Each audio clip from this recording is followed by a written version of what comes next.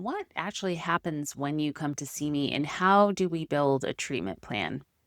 I think there's a lot of mystery and a lot of anxiety around what a psychiatric evaluation involves. And women have told me they were really nervous before their first appointment. They didn't know what I was going to ask, they didn't know what to expect. They weren't sure if they were sick enough to be here or if they deserved to have an appointment. And that's natural to have all of those questions and to feel nervous. So today I'm going to pull back the curtain completely. I'm going to walk you through exactly how we build a treatment plan together from the very first conversation to the point where you start feeling like yourself again. I'm Dr. Susan Zink. I'm a board certified adult psychiatrist and I specialize in reproductive and integrative psychiatry. I have a private practice in New Jersey. I specialize in hormonal mental health in women across the reproductive lifespan. So that includes perimenopause, postpartum, pregnancy, PMDD, and everything in between. If this is your first video, welcome, and you can watch some of my other videos about perimenopause, mood, and anxiety disorders in pregnancy and PMDD. And if you've been following for a while, thank you and stay tuned for more to come. If you want to learn more about me or my practice, you can check in the description for my website, which is elementalintegrativepsych.com. So how do we start? The first thing I do before any diagnosis, before any treatment recommendation, before anything else is listen. And I mean, I really listen, not the kind of listening that happens in a rushed 15-minute appointment where someone's already typing into the computer before you finished your sentence. It's a really full, unhurried conversation about who you are, what you're experiencing, and what your life actually looks like. I want to hear about your symptoms in your own words. How does the anxiety feel for you in your head and in your body? When does it hit? What makes it better? How's your sleep?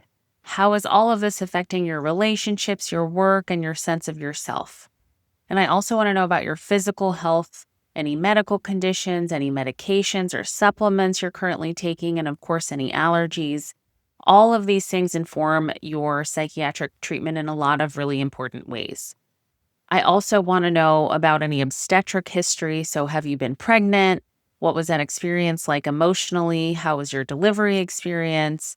Did your mood or your sleep change significantly postpartum?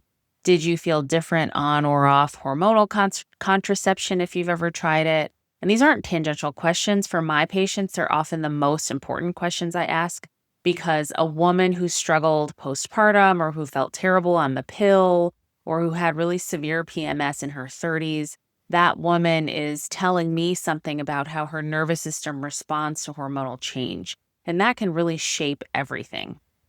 I also want to know about your family history of psychiatric illness. Mental health conditions have genetic components, and knowing your family history helps me understand your risk profile and anticipate how you might respond to certain treatments.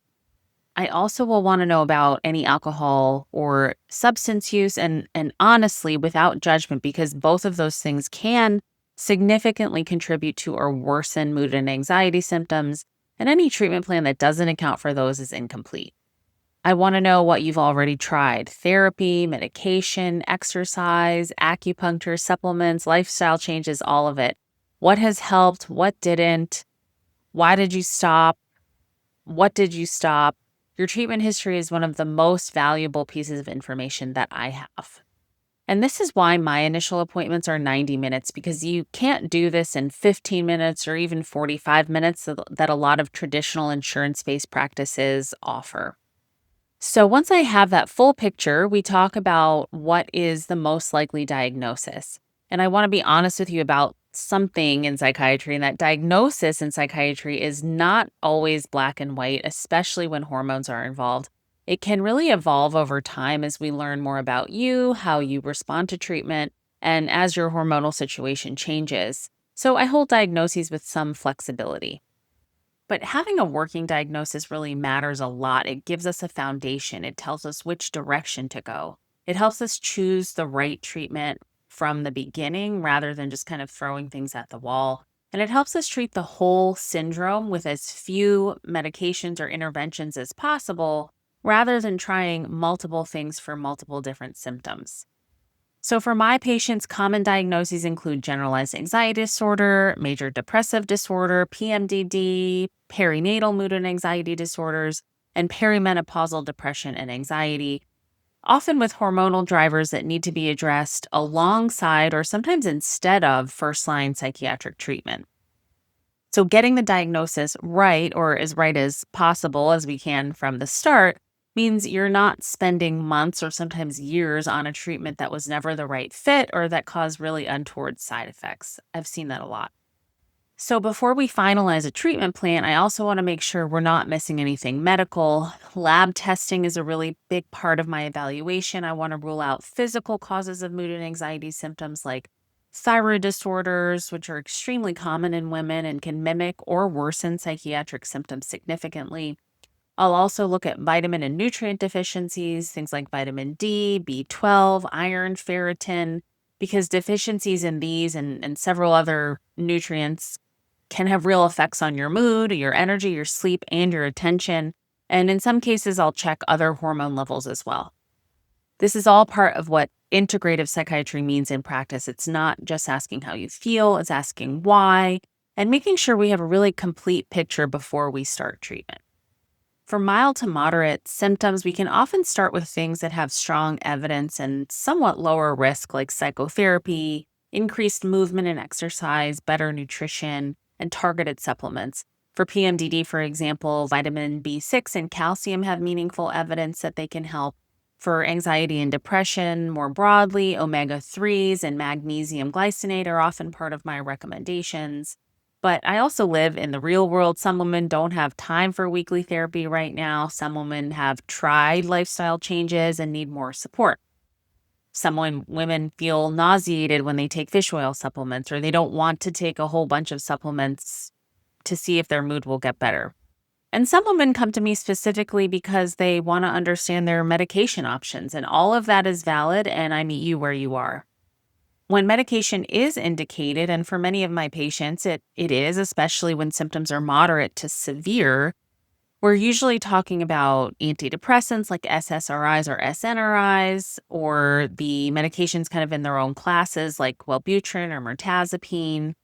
And in some cases, we'll use short-term medications for sleep or anxiety while we're waiting for the daily medication to reach its full effect. For perimenopausal women, menopausal hormone therapy may also be a big part of the conversation, and I coordinate that with your gynecologist or your primary care doctor as needed, because sometimes they can do follow-up on any side effects that I can't do.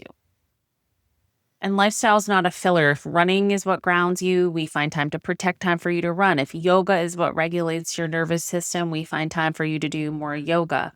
Sleep is always on the table for discussion, and protecting sleep is one of the most powerful interventions available. And we'll talk about the various ways that we can improve sleep if we need to. And that could be its own series on its own, and it will be. So here's something else that I think is also really important. I don't like to start too many things at once, because if we start 5 things simultaneously and you feel better, we don't know what helped. And if you feel worse, we don't know what's causing it. So we pick 1 or 2 things to start, give them time to work, and then reassess. And when you're choosing between options, say 2 medications that are both appropriate for your situation, I give you the information you need to make a real decision. One medication might be more likely to cause weight gain. Another might be more likely to affect your sleep. And depending on what matters most to you, those trade-offs land differently. I've had patients who were losing weight due to anxiety and weren't really bothered by the possibility of gaining some of their weight back. I've had patients for whom sleep disruption was completely off the table. So your priorities matter, and my job is to give you the information and the recommendation, and then we can make the decision together, but at least you have the information you need to make an informed decision. What happens after we pick that initial treatment? So you start the treatment, then you come back. Typically, I see patients every 3 to 4 weeks for the first few months. And that's not arbitrary. It takes time to know whether something is working, and I want to be in close contact during that window so we can adjust course quickly if we need to. Sometimes we're also doing psychotherapy together, and then we might meet weekly or every other week. And sometimes you have a separate psychotherapist who you're seeing more often than you need to see me. Either way, we're in close contact, and I want to check in with you relatively frequently to see how things are going when we're starting something new. As you stabilize and start feeling better, then we space appointments out. Monthly becomes every 6 weeks becomes every 8 weeks, and then sometimes every 2 or 3 months until you are really feeling better.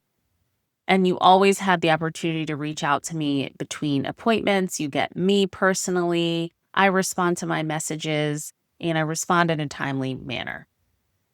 So the goal is not to manage your symptoms indefinitely. The goal is to get you feeling like yourself, to understand your own hormonal landscape well enough that you can recognize what's happening if things shift again, and then you can know exactly what to do about it. So we've covered a lot of ground in the last 12 weeks: hormones, the brain, labs, supplements, psychiatric medication, and now what it actually looks like to come in for your first appointment and to get individualized comprehensive care. So if you're in New Jersey, Florida, or Texas and you'd like to talk through your specific situation to see if I'm a good fit, the first step is a free 15-minute introductory phone call with me. There's no commitment, it's just a conversation about whether I'm likely to be the best fit to help you. The link to schedule that is in the description below.